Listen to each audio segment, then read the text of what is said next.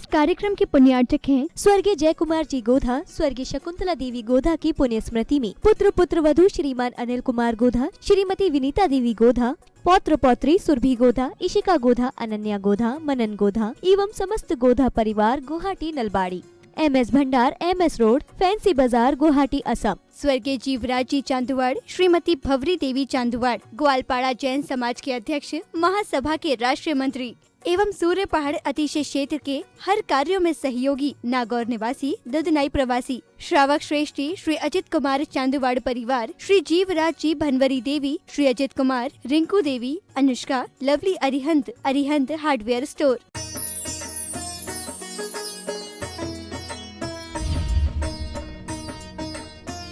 श्री बाबा, अभी हमने विजयनगर के विजयी पारसनाथ बोले। आपको लगा होगा कि क्यों महाराज ऐसा बोले। आप विचार करके रखना, विजयनगर के विजयी पारसनाथ की जय मैंने इसलिए बोली, सूर्य पहाड़ का कार बरसों से जय पराजय में चला रहा, लेकिन जैसे ही विजयी पारसनाथ के दर्शन करे वो काम विजय विजय हो गया हो तो कोई आश्चर्य की बात नहीं। आप विचार करके रखना, सूर्य पहाड़ का काम, वो पूर्वोत्तर का तीर्थ का उद्धार बरसों से रुका है। पंचकल्याणक भी हो गया तो भी तलवार लटक रही थी, पता नहीं गिरेगी कब। लेकिन जैसे ही विजयी पारसनाथ के कल दर्शन करे और दर्शन करने के बाद पूरा का पूरा माहौल बदल गया हो, अब वो सूर्य पहाड़ पर भगवान विराजमान होने जा रहे हो तो कोई आश्चर्य नहीं है। वहां पर जो विजय प्राप्त करी वो हमने इन पारसनाथ से प्राप्त करी है, इसलिए इनका नाम आज से विजयी पारसनाथ रहेगा, क्योंकि जब भी विजय प्राप्त करना है तो विजयी पारसनाथ को दर्शन करके चले जाओ। मेरे लिए उपलब्धि हो गई। कहां जा रहा था, कहां निकल रहा था, मुझे तो लगता है छोटी मोटी नदी, छोटे मोटे सरोवर, छोटे मोटे कूप, उनको मोड़ना है तो बहुत आसान होता है, लेकिन किसी सागर को मोड़ना हो तो बहुत मुश्किल है। लेकिन वो मुश्किल काम भी आसान हमारे विजयी पारसनाथ ने कर दिया हो तो कोई आश्चर्य की बात नहीं। आप विचार करके रखना, इनकी कृपा से तुमने अपने मंदिर, अपने मकानों को इतना सुंदर बना लिया। इनकी कृपाओं से तुमने अपने व्यापार और बिजनेस को बहुत अच्छा कर लिया। लेकिन हमारे पारसनाथ भगवान का ये महल कितना सुंदर होना चाहिए, ख्याल करना। हमारे जिनागम में दो उदाहरण आते हैं। एक उदाहरण आता है भरत चक्रवर्ती का और एक उदाहरण आता है रावण का। दोनों के उदाहरण को समझने का प्रयास करना। भरत चक्रवर्ती का उदाहरण आता है और रावण का भी उदाहरण आता है। भरत चक्रवर्ती ने अपने जीवन में, अपने काल में कैलाश पर्वत पर 72 सोने के जिनाले बनाए। भरत चक्रवर्ती ने जिनाले में 72 कैलाश पर्वत पर सोने के जिनाले बनाए, एक से एक सुंदर मंदिर बनाए, पूरे मंदिर को सोने के बनाने का प्रयास किया। और रावण ने क्या किया? रावण ने अपना महल सोने का बनाया। आप विचार करना, रावण ने अपनी लंका को सोने का बनाने का प्रयास किया और भरत चक्रवर्ती ने महल सोने के नहीं बनाए, भगवान का जिनालय सोने का बनाया। एक बात का ख्याल करना, हमारे आचार्यों ने ग्रंथों के माध्यम से कहने का प्रयास किया है कि श्रावक के घर से ज्यादा सुंदर, जब त्रिलोक परिणति आदि ग्रंथों को पढ़ते हैं तो प्रसाद का नाम आता है। तुम्हारे घर को प्रसाद कहा। कहते हैं कि अपने महल से सुंदर, अपने घर से सुंदर अपने भगवान का जिनालय होना चाहिए, भगवान का मंदिर होना चाहिए। जिस जगह पर मंदिर सुंदर होता है वो समाज बहुत बहुत सुंदर होती चली जाती है। ख्याल करो, जिन घरों में, अपने जिन जगहों पर, जिन स्थानों पर मंदिर की पवित्रता, मंदिर की सुंदरता, मंदिर की भव्यता होती है, वो समाज की भव्यता अपने आप बढ़ती चली जाती है। आप सोचते होंगे कि संत बन के ही कर्म नष्ट हो सकते हैं। भरत चक्रवर्ती ने घर में रहकर ही कर्मों को हल्का कर दिया था। भरत चक्रवर्ती ने घर में रहकर ही कर्मों को हल्का कर दिया, तो जैसे ही उन्होंने घर छोड़ा, परिवार छोड़ा, तीर्थंकर आदिनाथ भगवान को कितने साल लग गए केवल ज्ञान प्राप्त करने में? 1000 वर्ष। भगवान बाहुबली को कितने साल लग गए? 12 महीने, 1 वर्ष। और भरत चक्रवर्ती को कितना समय लगा ललित भाई? केवल अंतर्मुहूर्त में उन्हें केवल ज्ञान प्राप्त हो गया। और विचार करके रखना, आदिनाथ का पास इतना ज्यादा वैभव नहीं होगा, क्योंकि उनकी तो 2 ही शादियां हुई थी। बाहुबली कामदेव थे तो उनकी थोड़ी ज्यादा हो गई। कितनी होती है? 16,000 या 24,000। लेकिन भरत चक्रवर्ती की कितनी रानियां थी? और फिर भी अंतर्मुहूर्त में केवल ज्ञान प्राप्त हो गया। इतना ही विचार करके रखना, जीवन में बाह्य का वैभव कितना भी हो, लेकिन अंदर की परिणति क्या चल रही है, अंदर के भाव क्या चल रहे हैं, अंदर की भाव दशा क्या है आपकी, उससे आपके कर्मों का हिसाब किताब होगा। एक व्यक्ति मंदिर में रहकर कभी अशुभ भाव कर ले तो तीव्र पाप का आश्रय कर लेता है, और एक व्यक्ति घर में रहकर भी थोड़ी शुभ भाव कर ले तो पुण्य का आश्रय कर लेता है।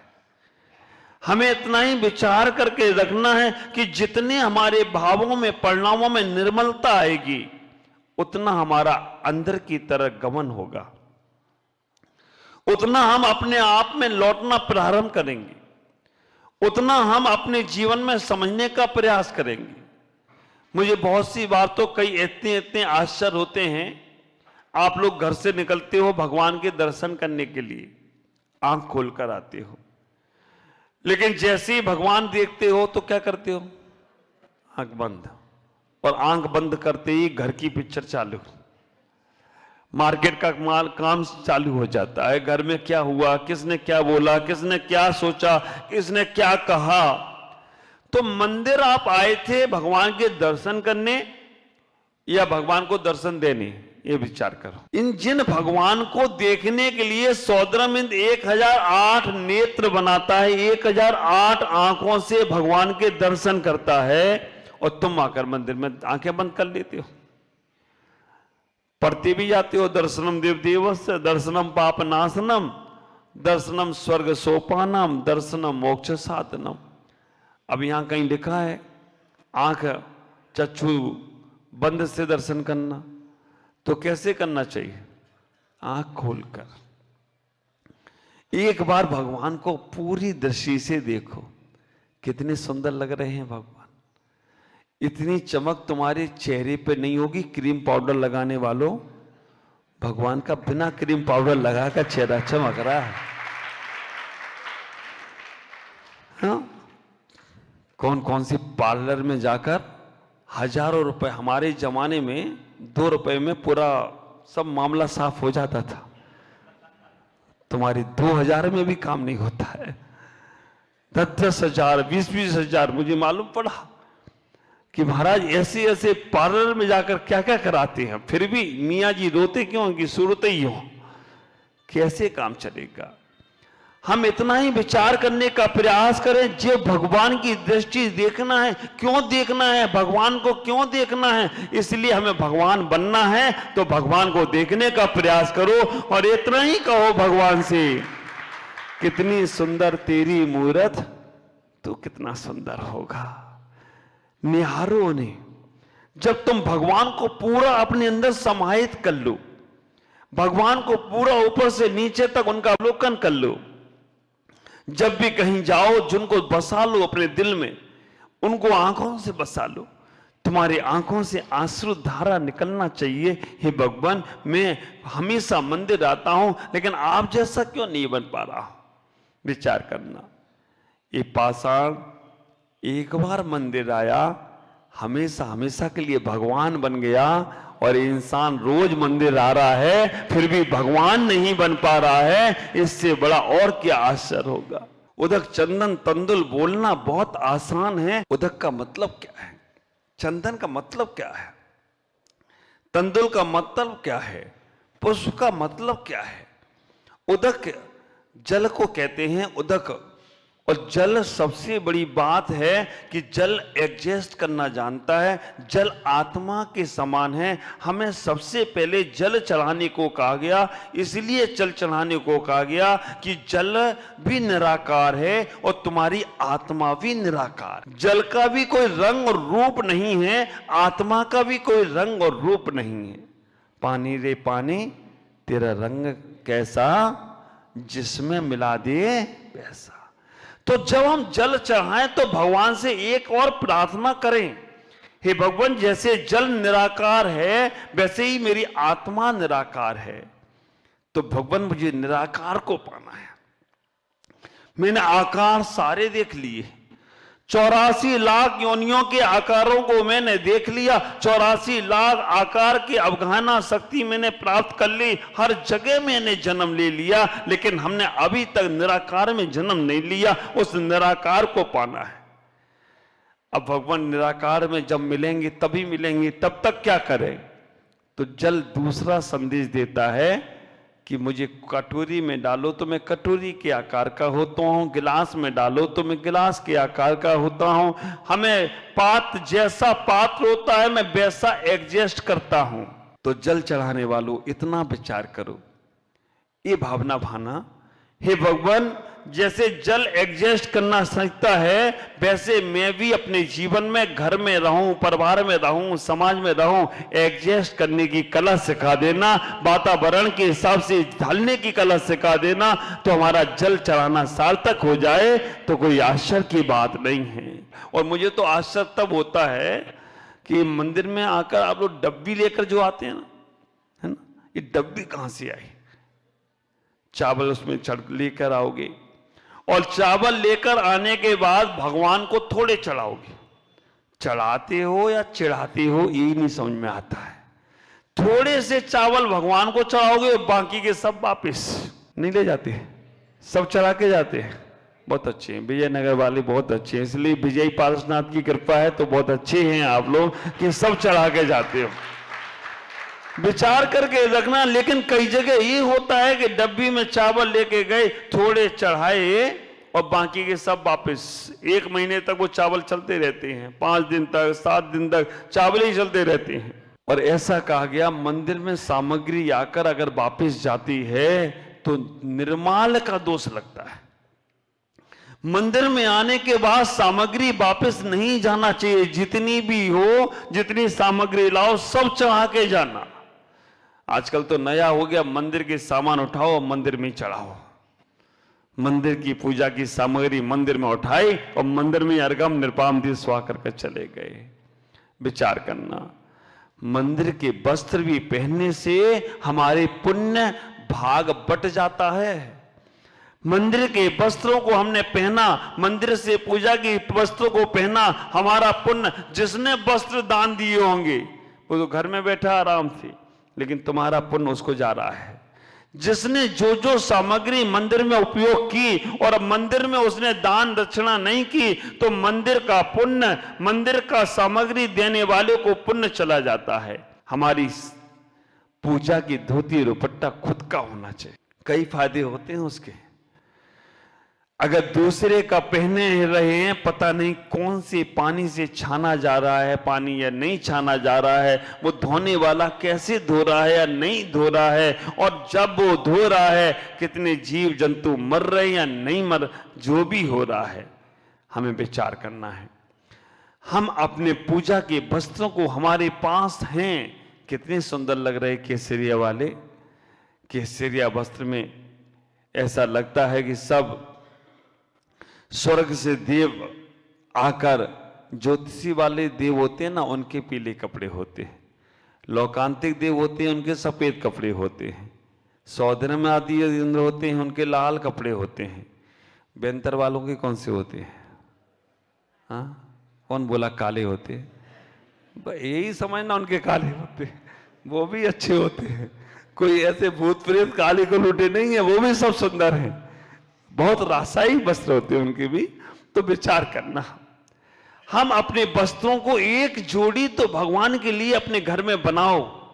सब पास पास में रहते हो, अपने उन वस्त्रों को कैसे, हाँ ये हो सकता है घर से यहां तक लाने में आपकी अशुद्धि वगैरह बन जाती हो, इसलिए आप मंदिर से ही पहनते हो, लेकिन मंदिर से भी आप कैसे व्यवस्था कर सकते हो। हमारे खुद के वस्त्र बहुत सुंदर होना चाहिए। आप देखो सितंबर में समाज में जाकर बहुत सुंदर तरीके से वहां पर वो अलग अलग कलर के वस्त्र होते हैं, अलग अलग तरीके के वस्त्र पहनते हैं, और उनसे जब भगवान की पूजा करते तो मन अलग ही होता है। देवताओं के भी ऐसे होते हैं। कम से कम हमारे वस्त्रों को शुद्ध तरीके से हम खुद उसकी व्यवस्था बनाएं, इतना ही विचार करें। दूसरे नंबर पर आप वस्त्र वहां गए पहनने के लिए, किसी खुजली वाले व्यक्ति ने वस्त्र पहन रखे हैं और उतार के रख गया और बाद में तुमने जाकर पहन लिए, तो विचार करके रखना, उसकी तो खुजली थी, तुमको भी खुजली हो जाए तो कोई आश्चर्य नहीं होगा। हमें अपने वस्त्रों की शुद्धि रखना, पात्रों की शुद्धि रखना। जितना तुम्हारे वस्त्र और पात्र शुद्ध होंगे उतना तुम्हारा मन अच्छे से अच्छे कार्य में लगेगा। पूजा की सामग्रियां हमारी एक एक चीज बताने का प्रयास करती हैं। जल एडजस्ट करना सिखाता है। चंदन हमें विपरीत परिस्थिति, विपरीत लोगों के साथ भी अच्छे से रहना सिखाता है। चंदन के वृक्ष पे सांप लिपटे रहे फिर भी सर्प का जहर चंदन का वृक्ष स्वीकार नहीं करता।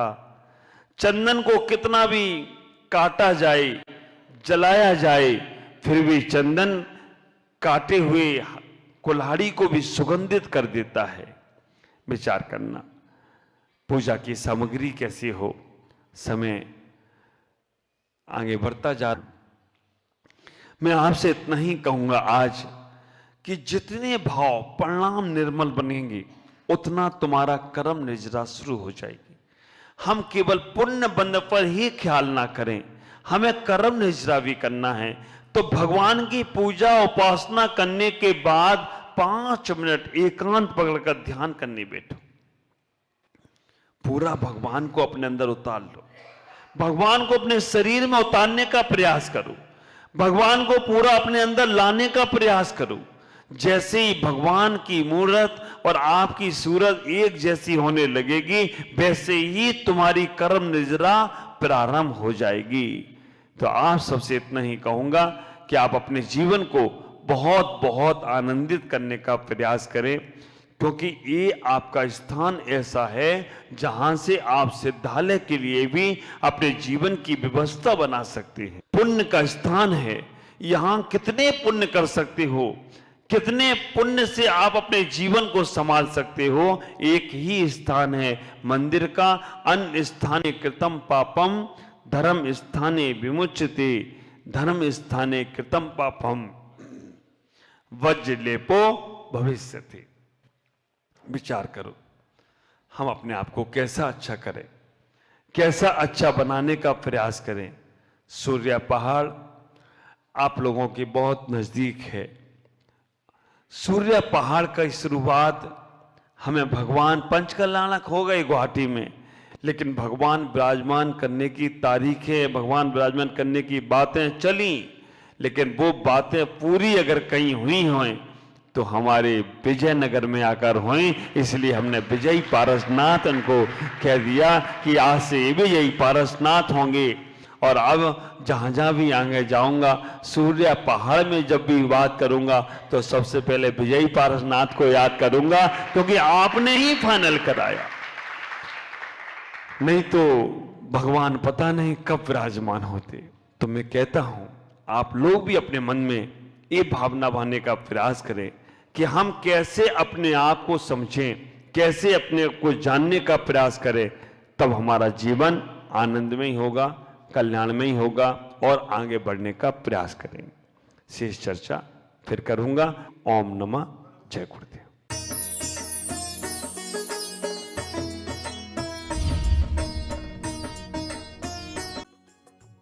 इस कार्यक्रम के पुण्यार्जक थे स्वर्गीय जय कुमार जी गोधा, स्वर्गीय शकुंतला देवी गोधा की पुण्य स्मृति में पुत्र पुत्र वधू श्रीमान अनिल कुमार गोधा, श्रीमती विनीता देवी गोधा, पौत्र पौत्री सुरभि गोधा, इशिका गोधा, अनन्या गोधा, मनन गोधा एवं समस्त गोधा परिवार गुवाहाटी नलबाड़ी।